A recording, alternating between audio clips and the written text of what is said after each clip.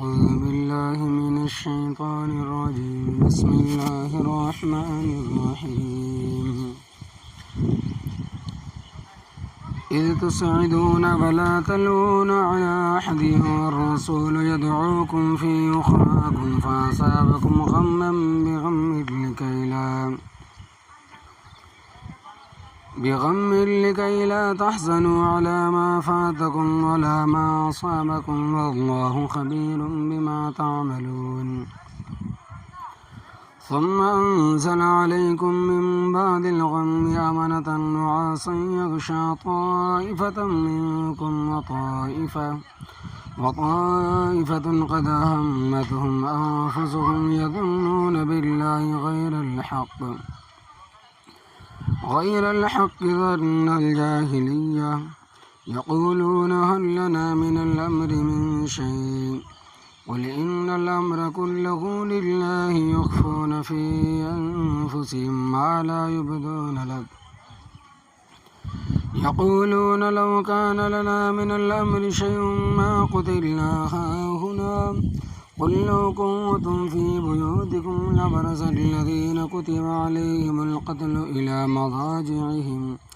وليبتلي الله ما في صدوركم وليمحص ما في قلوبكم والله عليم بذات الصدور. لفظی ترجمہ سورہ آل عمران پارہ 14 آیت نمبر 153 تا 154. اذ تصعدون جب تم پہاڑ پر چڑھے جا رہے تھے، ولا تلوون علی احد اور تم مڑ کے نہیں دیکھتے تھے کسی کو، والرسول یدعوکم اور رسول صلی اللہ علیہ وسلم تمہیں بلاتے تھے، فی اخراکم تمہاری پچھلی صفوں میں سے، فاصابکم پس پہنچایا اللہ تبارک و تعالی نے تمہیں، غمم بغم غم پر غم، لکی لا تحزنوا تاکہ تم آئندہ نہ غم کھاؤ، علی ما فاتکم ان چیزوں پر جو تمہارے ہاتھوں سے نکل گئی ہے،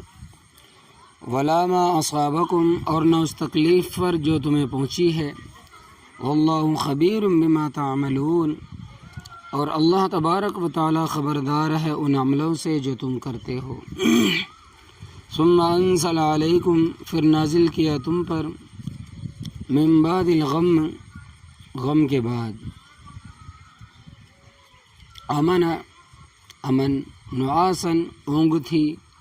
یغشا طائفۃ منکم جو ڈھانپ رہی تھی تم میں سے ایک گروہ کو، وطائفۃ اور ایک گروہ تھا، قد اہمتہم انفسہم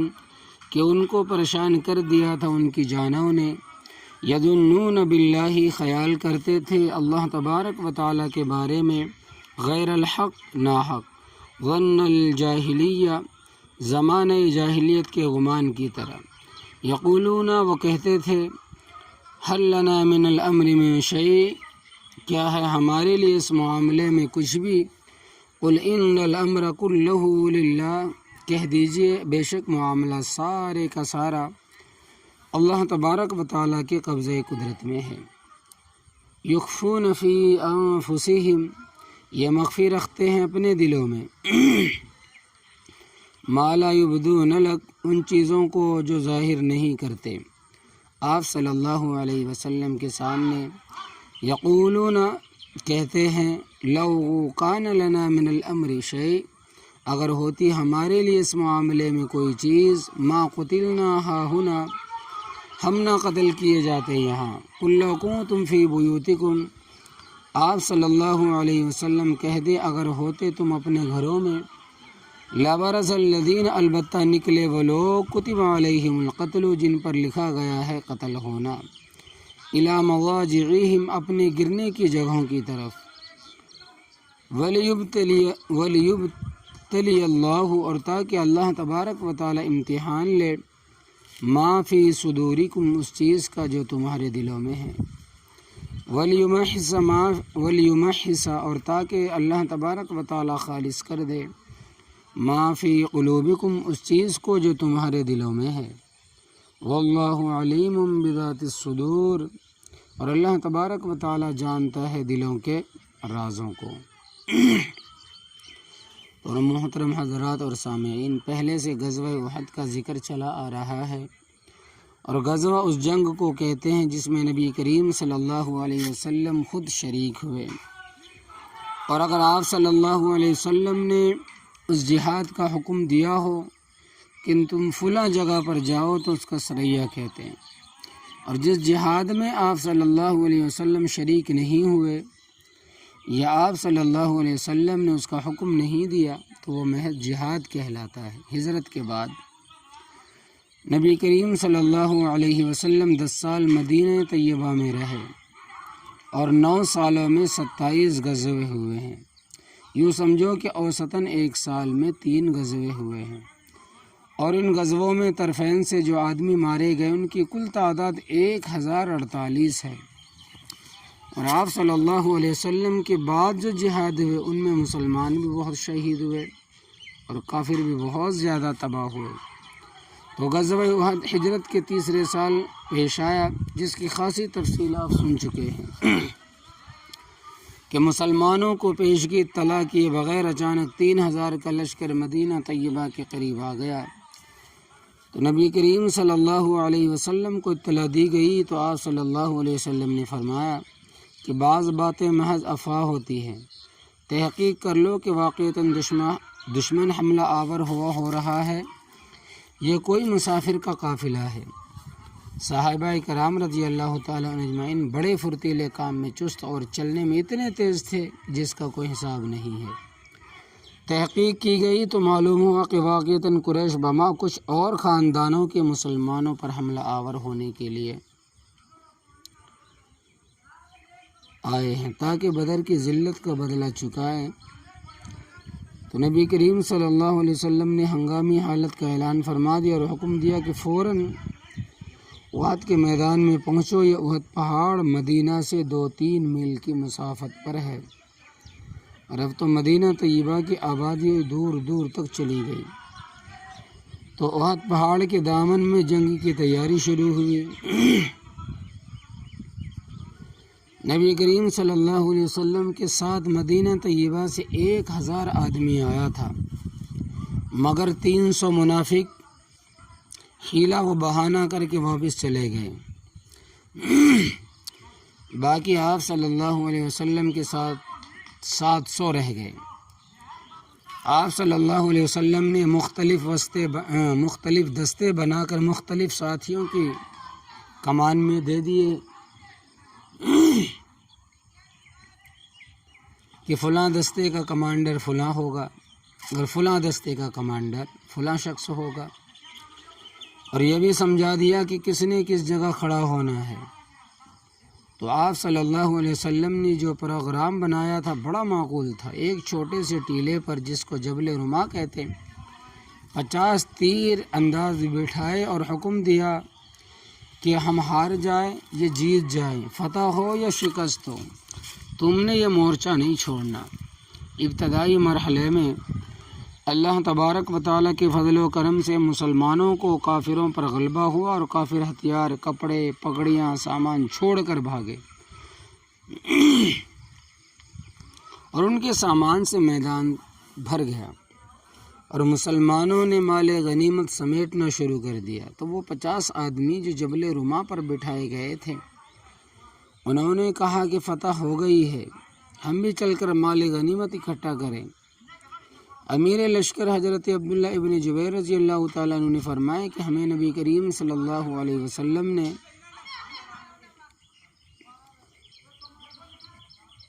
ارشاد فرمایا ہے، حکم دیا ہے کہ فتح ہو یا شکست تم نے اپنی جگہ نہیں چھوڑنا۔ دوسروں نے کہا کہ بے شک آپ صلی اللہ علیہ وسلم کے فرمان کا مقصد یہ تھا کہ یہاں ہماری ضرورت پڑے گی،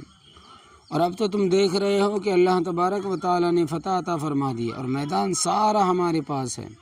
اور کافر بھاگ گئے ہیں۔ مگر ان کی یہ سوچ غلط تھی، اطاعت امیر نہ کی، انہیں جو امیر کی اطاعت تھی وہ نہ مانا، اور اکثر ساتھی ٹیلے سے اتر کر مال غنیمت اکٹھا کرنے میں مشغول ہو گئے۔ ادھر خالد ابن ولید جو اس وقت کافر تھے 200 آدمیوں کا دستہ لے کر پچھلی طرف سے حملہ آور ہوئے،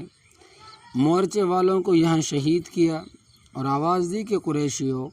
میں خالد ابن ولید پچھلی طرف سے حملہ آور ہو چکا ہوں، تم آگے سے پلٹو۔ مسلمان اس وقت 2 لشکروں کے نرگے میں آ گئے اور افراتفری پھیل گئی۔ 70 مسلمان شہید ہوئے۔ عتبہ ابن ابی وقاص نے پتھر مارا، جس کے نتیجے میں نبی کریم صلی اللہ علیہ وسلم کے نیچے کے سامنے والے جو دانت ہے ان کے ساتھ جو دائیں طرف والا دانت ہے شہید ہو گیا۔ اور ابن قمیصہ کافر تلوار نے ماری تلوار ماری جس سے خود کٹا، اور آپ صلی اللہ علیہ وسلم کے چہرے اقدس زخمی ہوا۔ سید الشہداء حضرت حمزہ رضی اللہ تعالیٰ عنہ کو بے دردی کے ساتھ شہید کیا گیا۔ اس افراتفری میں خود مسلمان جان بچانے کے لیے پہاڑ پر گئے۔ اس کا ذکر ہے کہ استسعدون، کہ جب تم پہاڑ پر چڑھے جا رہے تھے، صعود کا معنی بلندی پر چڑھنے کے ہے، وہ پہاڑ پر چڑھ کر اپنی جان بچانے کی فکر کی کہ وَلَا تَلْعُونَ عَلَىٰ أَحَدٍ، اور تم مڑ کے نہیں دیکھتے تھے کسی کو کہ دوسروں کا کیا حال ہے۔ انسان جب انتہائی مصیبت میں مبتلا ہو جائے تو صرف اپنی جان کی فکر ہوتی ہے۔ وَالرَّسُولَ يَدْعُوكُمْ، اور رسول اللہ صلی اللہ علیہ وسلم تمہیں بلاتے تھے کہ فی اخراکم، تمہاری پچھلی صفوں میں سے آپ صلی اللہ علیہ وسلم پچھلی صفوں میں تھے۔ آپ صلی اللہ علیہ وسلم نے آواز دی، اوے کلمہ پڑھنے والو، تمہیں کیا ہو گیا ہے، کہاں بھاگ رہے ہو؟ فاصابکم، پس پہنچایا اللہ تبارک و تعالیٰ نے تمہیں غمم بغم، غم پر غم، ایک غم ساتھیوں کے شہید ہونے کا اور دوسرا غم مال غنیمت کے ہاتھ سے نکلنے کا۔ اور بعد مفسرین کرام رحمۃ اللہ علیہ ترجمہ کرتے ہیں کہ فاصابکم غمم بغم، پس بدلہ دیا اللہ تبارک و تعالیٰ نے تمہیں غم کا بسبب غم کے، کیونکہ تم نے اللہ تبارک و تعالیٰ کے پیغمبر کی تعمیل نہ کر کے ان کو غم پہنچایا، اس کے بدلے میں اللہ تبارک و تعالیٰ نے تمہیں غم میں ڈال دیا کہ تمہارے ساتھی بھی شہید ہوئے اور مال غنیمت بھی ہاتھ سے نکل گیا اور تم جیتتا ہوا میدان ہار بیٹھے۔ لیکن ہر کام میں کوئی حکمت ہوتی ہے۔ لِكَيْ لَا تَحْزَنُوا، تاکہ تم آئندہ نہ غم کھاؤ، عَلَىٰ مَا فَاتَكُمْ، ان چیزوں پر جو تمہارے ہاتھوں سے نکل گئی ہے۔ یعنی اس واقعے میں تمہیں سبق دیا گیا ہے کہ ہاتھ میں آئی ہوئی چیز اگر نکل جائے، ضائع ہو جائے، بیکار ہو جائے تو اس پر افسوس نہ کرنا، پریشان اور غمگین نہ ہونا، بلکہ یہ سمجھنا کہ ہماری قسمت میں نہیں تھی۔ وَلَا مَا أَصَابَكُمْ، اور نہ اس تکلیف پر جو تمہیں پہنچی ہے کہ کچھ ساتھی شہید ہوئے اور کچھ ساتھی زخمی ہوئے، اور آئندہ کوئی ایسی تکلیف پہنچے گی تو تم پریشان نہیں ہوگے، اور تمہارے ذہن میں ہوگا کہ پہلے بھی ایسا ہوا تھا۔ وَاللَّهُ خَبِيرٌ بِمَا تَعْمَلُونَ، اور اللہ تبارک و تعالی خبردار ہے ان عملوں سے جو تم کرتے ہو۔ بس اچانک ایسا ہوا کہ جب ساتھیوں نے دیکھا کہ نبی کریم صلی اللہ علیہ وسلم زخمی حالت میں میدان میں ہیں تو فوراً اپنے گناہ سے تائب ہوئے اور دائیں واپس آ گئے۔ پھر اللہ تبارک و تعالیٰ نے مسلمانوں کے غم اور پریشانی کو کس طرح اطمینان میں بدل دیا، اور اس کا ذکر ہے کہ ثم انزل علیکم، پھر نازل کیا تم پر من بعد الغم، غم کے بعد، امنتاً امن، نعاساً اونگ تھی، یعنی کافر اپنا غصہ نکال چکے تھے تو اللہ تبارک و تعالیٰ نے ان پر رعب ڈال دیا اور وہ بھاگ گئے، اور تمہارے اوپر اللہ تبارک و تعالیٰ نے امن و اطمینان کی کیفیت طاری فرما دی۔ یغشا طائفۃ منکم، جو ڈھانپ رہی تھی تم میں سے ایک گروہ کو، یعنی نیند طاری ہو گئی۔ حضرت ابو طلحہ رضی اللہ تعالیٰ عنہ فرماتے ہیں کہ میرے ہاتھ میں تلوار تھی اور میں کھڑا تھا، نیند کی وجہ سے تلوار میرے ہاتھ سے گر جاتی تھی، میں پھر پکڑ لیتا، پھر گر جاتی، پھر پکڑتا، پھر گر جاتی۔ تو حضرت مولانا حسین احمد مدنی رحمۃ اللہ علیہ فرماتے ہیں کہ اگر جہاد کے موقع پر نیند آئے تو اللہ تبارک و تعالیٰ کی طرف سے ہوتی ہے، اور اگر پڑھاتے وقت نیند آئے، پڑھاتے وقت اگر نیند آئے تو یہ شیطان کی طرف سے ہوتی ہے۔ دیکھو کئی آدمی درس میں برائے نام بیٹھے رہتے ہیں، درس سننے میں ان کی توجہ نہیں ہوتی، اور کئی ایسے ہوتے ہیں کہ درس میں وہ تسبیح پھیرتے رہتے ہیں۔ بھائی اگر تو نے تسبیح پھیرنی ہے تو درس سننے کا کیا معنی؟ توجہ کے ساتھ سنو، تسبیح آگے پیچھے کر لو۔ درس کے موقع پر انتہائی خاموشی ہونی چاہیے اور اطمینان اور توجہ کے ساتھ سننا چاہیے تاکہ جتنا سنو سمجھ میں آئے۔ درس کے موقع پر تسبیح پھیرنا ناجائز ہے، اور اگر کسی کو نیند آ جائے تو اٹھ کر باہر چلا جائے، اس کو دیکھ کر دوسرے بھی سونا شروع کر دیں گے۔ آپ نے دیکھا ہوگا گاڑیوں پر لکھا ہوتا ہے فرنٹ سیٹ پر سونا منع ہے، اب کا مجھے علم نہیں، پہلے لکھا ہوتا تھا، کیونکہ اگر فرنٹ سیٹ والے کو نیند آ گئی تو اس کا اثر ڈرائیور پر ہوگا، اور اگر وہ بھی سو جائے گا، کیونکہ خربوزہ خربوزے سے رنگ پکڑتا ہے، اور اگر ڈرائیور سو گیا تو سب کا بیڑا غرق ہو جائے گا، ڈوب جائے گا۔ اس لیے واعظ و تبلیغ کے وقت خاموشی ضروری ہے، اور یہ مسئلہ بھی یاد رکھنا کہ درس ہو رہا ہو، نصیحت ہو رہی ہو تو سلام کرنا جو سنت ہے گناہ ہے۔ کس حالت میں؟ مسئلے مسائل بتانے کے وقت میں، واعظ و تبلیغ کے وقت میں، درس کے وقت میں سلام کرنا سنت ہے، مگر اس وقت میں گناہ ہے۔ آنے والا سلام نہیں کر سکتا بلکہ آرام سے بیٹھ جائے، اگر سلام کرے گا تو گنہگار ہوگا، اس واسطے کہ سلام کرنا سنت اور جواب دینا واجب ہے، اور اگر وہ جواب دیں گے تو ان کی توجہ اور فکر درس و نصیحت سے ہٹ کر سلام کہنے والے کی طرف ہو جائے گی، اور بسا اوقات آدمی یہ بھی دیکھتا ہے کہ سلام کہنے والا ہے کون، تو اس میں بے فکری ہو جائے گی اور بعد مسئلے رہ جائیں گے۔ لہذا درس سننے والے سلام کا جواب نہ دے اور درس سننے میں مشغول رہے۔ وَطَائِفَةٌ قَدْ أَهَمَّتْهُمْ أَنفُسُهُمْ، اور ایک گروہ تھا ان کو پریشان کر دیا تھا ان کی جانوں نے، یہ ان منافقوں کی بات ہے